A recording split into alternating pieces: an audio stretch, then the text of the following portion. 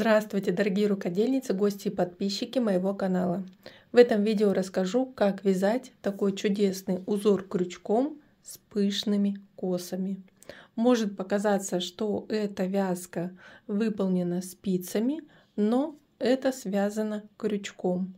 Причем полотно получается мягкое, объемное, пышное, с объемными косами, не хуже, чем узоры с косами, связанные спицами. Я вижу, что тема узоров с косами, крючком вам интересна. В предыдущем видео я показывала вот такой узор крючком с косами, но по сути такой узор является имитацией рисунка кос и выполняется за счет выполнения укороченных рядов. Новый узор имеет объемные косы из переплетенных полос, связанных полосок. Это один из вариантов вязания таких кос, и у этого узора есть несколько особенностей.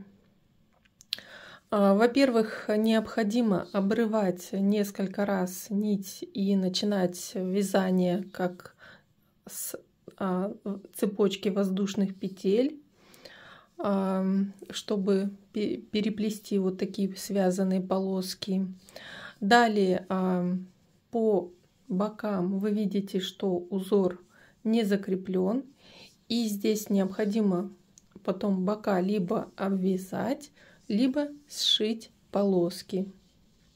И также петли в переплетенных полосках немножко отличаются по направлению.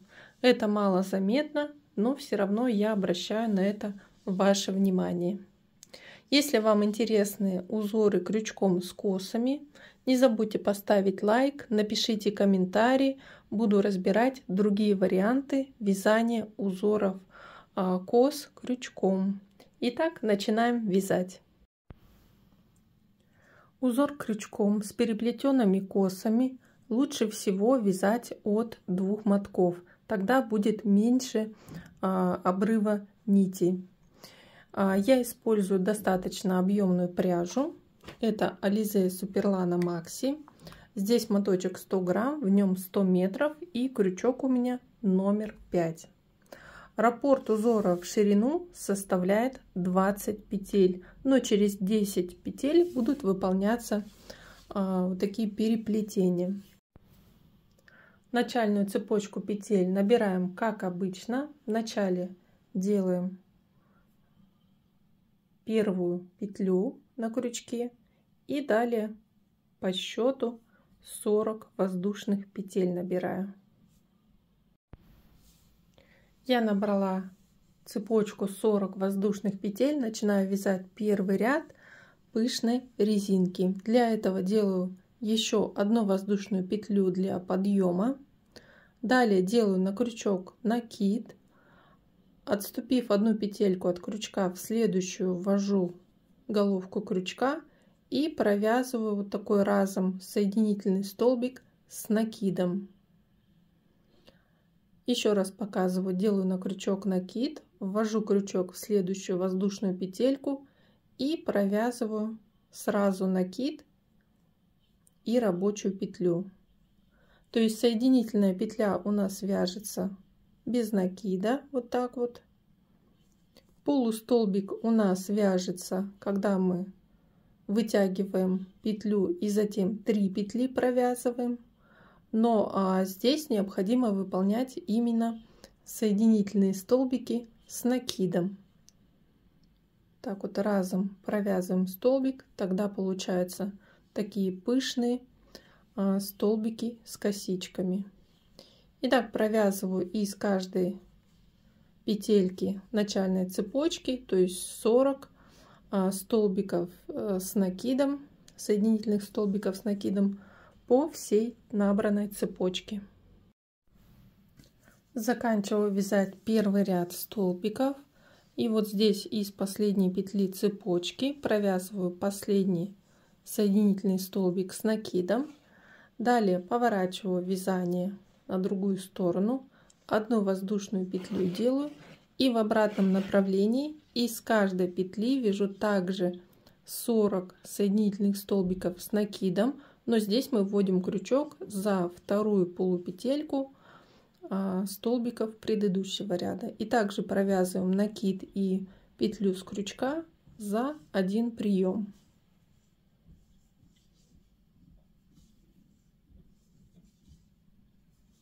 И при таком способе вязания у нас получается остаются вот такие пышные косички на лицевой стороне.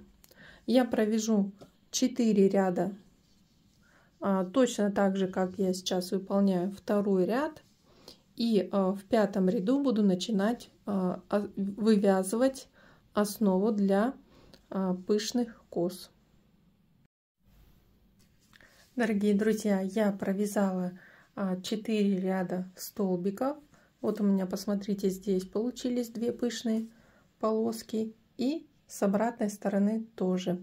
Эта пышная резинка не имеет лицевой или изнанки, но при вязании кос необходимо учесть, что косы с лицевой и с изнаночной стороны будут немножко отличаться. Вы можете связать узор пышной резинки на любую высоту или ширину, но начать вывязывать косы вы будете в нечетном ряду. То есть я начинаю вывязывать косы в 5-м ряду. И начинаем формировать вот основу для косы с этого ряда. 1 воздушная петля в начале ряда, и далее я провязываю пышные столбики, вот соединительные столбики с накидом, 5 соединительных столбиков с накидом в начале ряда, 4 и 5. Далее пропускаю 10 петель по ряду и набираю такую вот большую арочку из 10 воздушных петель.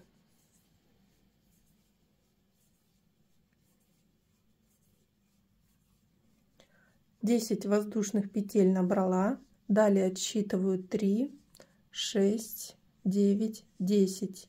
И с 11 петли начинаю вязать вот соединительные столбики с накидом. Всего мне необходимо провязать 10 соединительных столбиков с накидом.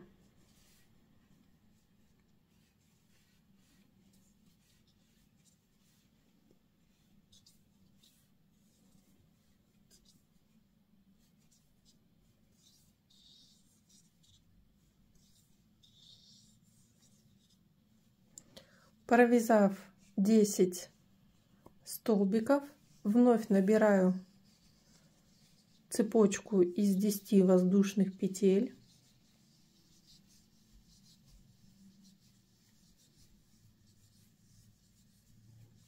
Пропускаю по ряду 10 петель, 3, 6, 9, 10. И на последних 5 петлях провязываю 5 соединительных столбиков с накидом.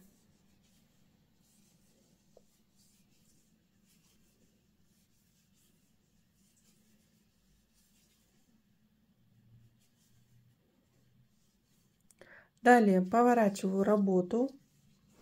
И сейчас вот по последнему ряду и столбиков, и воздушным петлям провяжу еще 4 точно таких же соединительных столбиков с накидом. То есть у нас количество столбиков здесь в ряду не меняется. Будет 40 соединительных столбиков с накидом, только мы здесь провязываем в начале 5 столбиков по вторым полупетелькам предыдущих столбиков, и далее переходим на петли воздушных петель.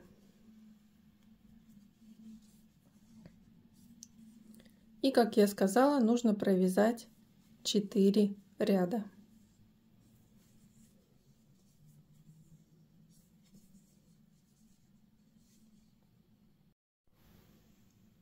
Дорогие друзья, я закончила вот вязать первую половину косы, вот первая половина полоски, которая будет переплетаться вот после вот этих арочек.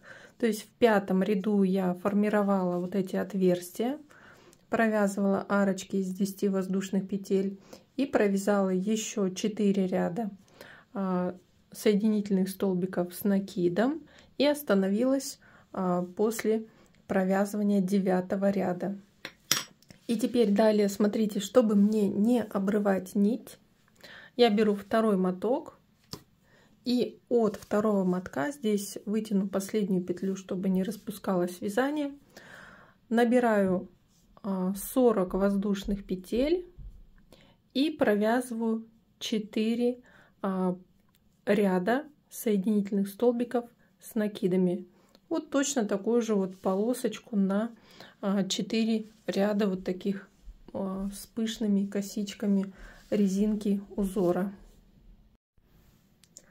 Дорогие друзья, я связала вторую полоску, провязала 4 ряда. Эта полоска точно такая же, как вот первая половина, с которой я буду переплетать и формировать пышную косу. Теперь я нить от второй полоски обрезаю, причем оставляю достаточно длинный отрезок на 4 ширины. Вот от второго клубка мы будем вязать именно вот полоски, которые необходимо будет переплетать для формирования пышной косы. И смотрите, теперь я буду провязывать и соединять пышную косу по изнанке. И этот ряд будет проходить, то есть я поворачиваю полоску вниз, и этот ряд будет проходить именно по последнему ряду в начале формирования вот этих вот воздушных арочек, то есть отверстий.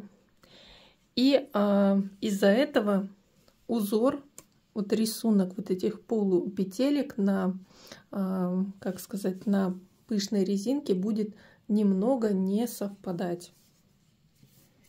Вот именно такой способ. И здесь, смотрите, можно вот на связанной полоске здесь поставить маркеры. Я поставила маркеры следующим образом. Пропустила 5 петель, на 6-й петле поставила маркер и через 10 петель на 10, ну, то есть 6, 7, 8, 9, 10, 11, 12, 13, 14, 15 петля. То есть выделила 10 петель. Далее пропустила 10 петель с 16 по 26, и следующие 10 петель я выделила маркерами. И осталось у меня 5 петель.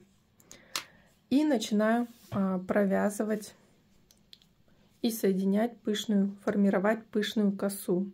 1 воздушная петля. Далее за вторые полупетельки провязываю 5 соединительных столбиков по полоске.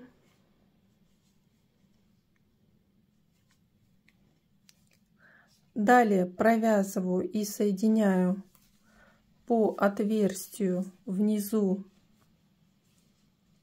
вот с отмеченной петли маркером, и внизу отверстия ввожу крючок за первую полупетельку и за вот петельку, отмеченную маркером. Заметьте, это вторая полупетелька ряда. И провязываю 10 таких соединительных столбиков как раз вот по ширине отверстия. Вот соединяются полоски.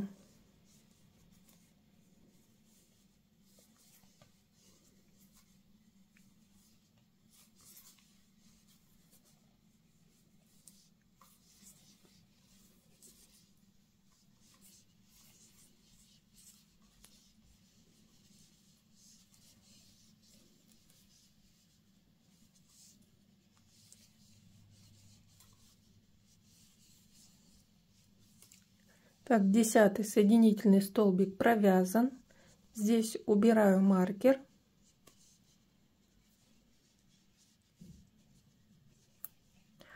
И далее по полоске провязываю 10 соединительных столбиков, только по полоске.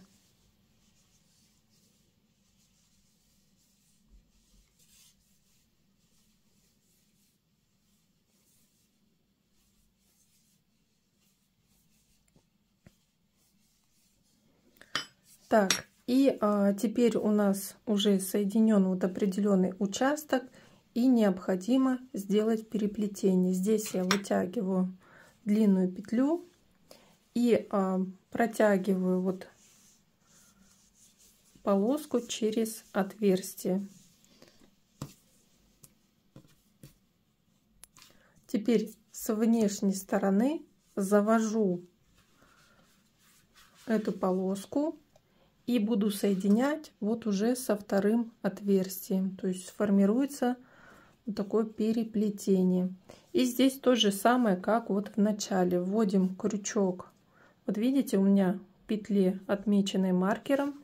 И здесь первая петля отверстия. Ввожу крючок за первую полупетельку.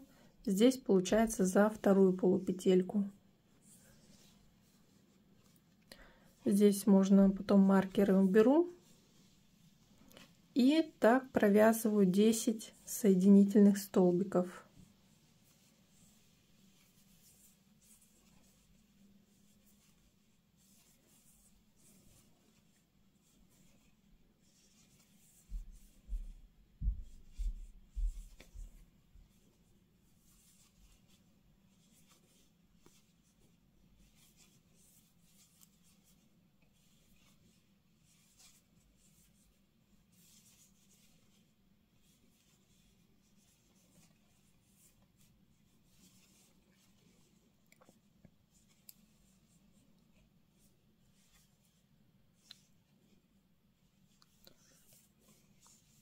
Итак, здесь я до второго маркера сделала соединение, и по оставшимся 5 петлям полоски провязываю соединительные столбики до края вязания.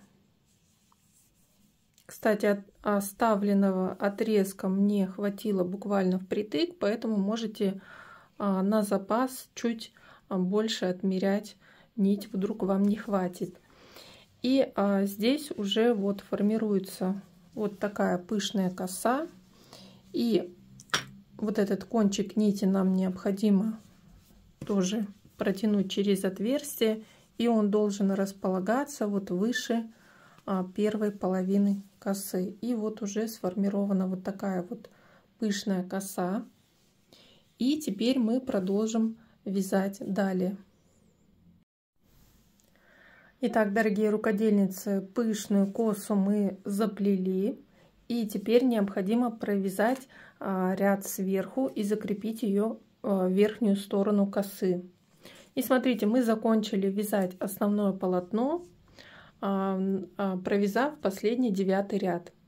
Далее у нас вот тут сверху на торце располагается полоска, должна располагаться.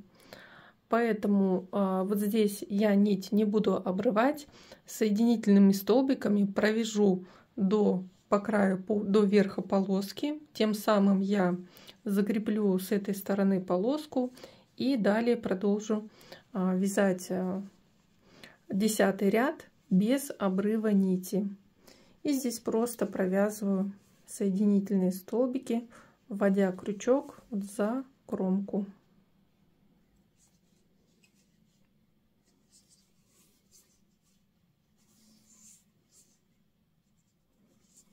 Вот из крайней петельки провязываю соединительный столбик, 1 воздушная петля, и далее вяжу соединительные столбики с накидом, как узор пышной резинки.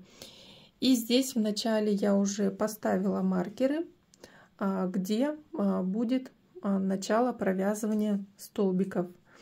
Здесь в начале по первой полоске, которая выше, провязываю 5 соединительных столбиков с накидом.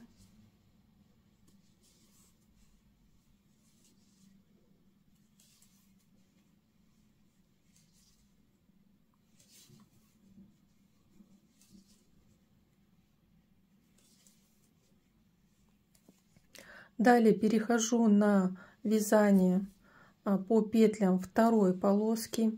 Здесь я уже пропустила, отсчитала 5 петель. И вот с 6 петли ввожу крючок за вторую полупетельку и начинаю вязать также соединительные столбики с накидом. Провязываю здесь уже полный раппорт 10 соединительных столбиков с накидом.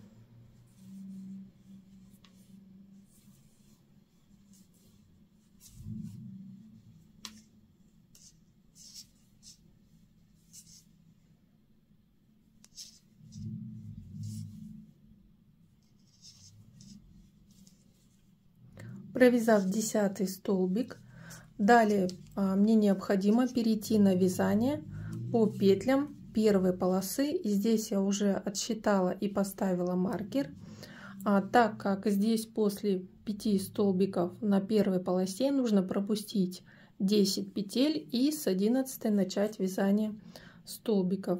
Тоже вяжу соединительные столбики с накидом, так как здесь край полоски идет как начальный ряд. Здесь я ввожу крючок вот за край начального ряда, за 2 полупетельки, и провязываю соединительный столбик с накидом. Вяжу также 10 соединительных столбиков с накидом от маркера.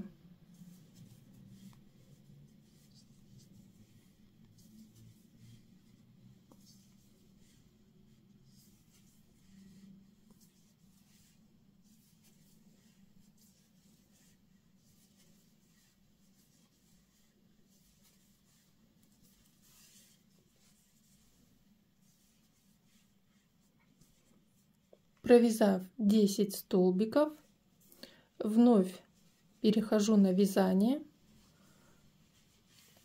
другой полоски. Здесь у меня тоже уже отсчитано, то есть после провязывания по предыдущей полоске 10 столбиков пропускаю 10 петель и с 11 начинаю вязание новых столбиков.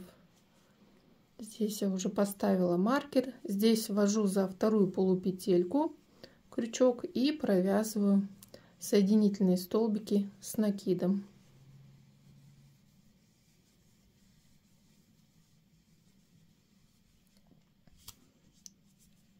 Так, тоже 10, 3, 6, 7, 8, 9, 10. И в конце перехожу вот на вторую полоску. Здесь остается 5 столбиков выполнить на 5 последних петлях.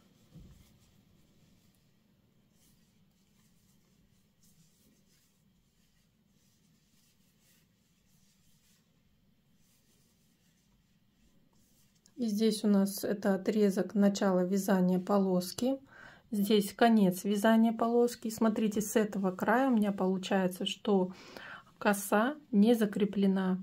Поэтому с этого края мы будем закреплять косу уже после провязывания узора на всю высоту. Далее начинаю вязать уже следующее повторение узора в высоту, как с первого ряда, то есть 10 ряд я провязала, и с 11 ряда по сути начинаю повторение с 1 по 10 ряд. Также провязываю узор до 9 ряда. Далее от второго клубка вяжу вторую полоску. После провязывания полоски обрезаю нить, делаю переплетение и соединение полосок в пышную косу. И в 10 ряду уже закрепляю верх косы, провязав столбики по верху, по первой и второй косе.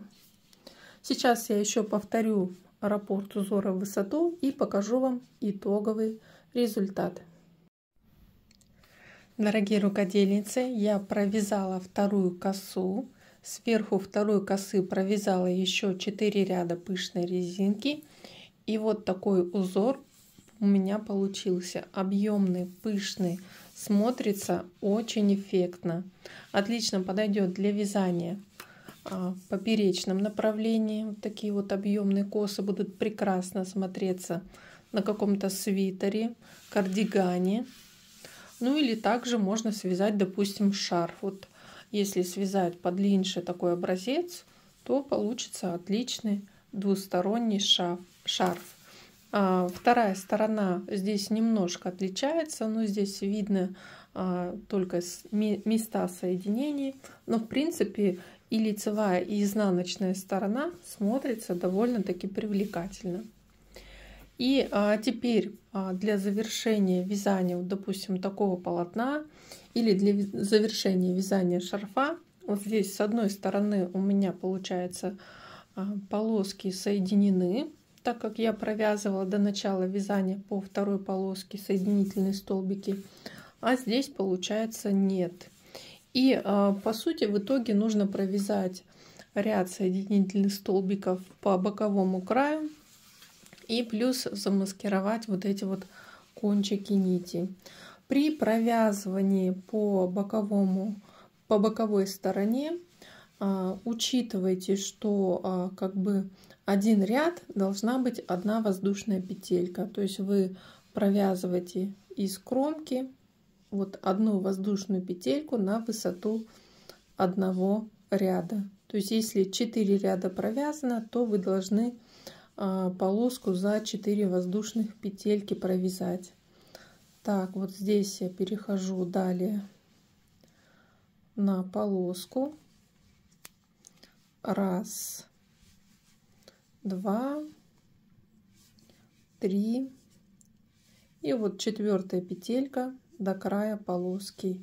И перехожу вот на вторую полоску. 1, 2, 3 и 4. И здесь то же самое. Дальше пойдет обвязка. И полоски будут закреплены. Иначе, если их не скрепить, смотрите, как будто бы ровно ложится 2 слоя полоски. Но нам необходимо вот оформить вот это начальное переплетение. Дорогие друзья, я надеюсь, вам был понятен этот мастер-класс. Понравился узор. Не забудьте поставить лайк и подписывайтесь на канал. До новых встреч!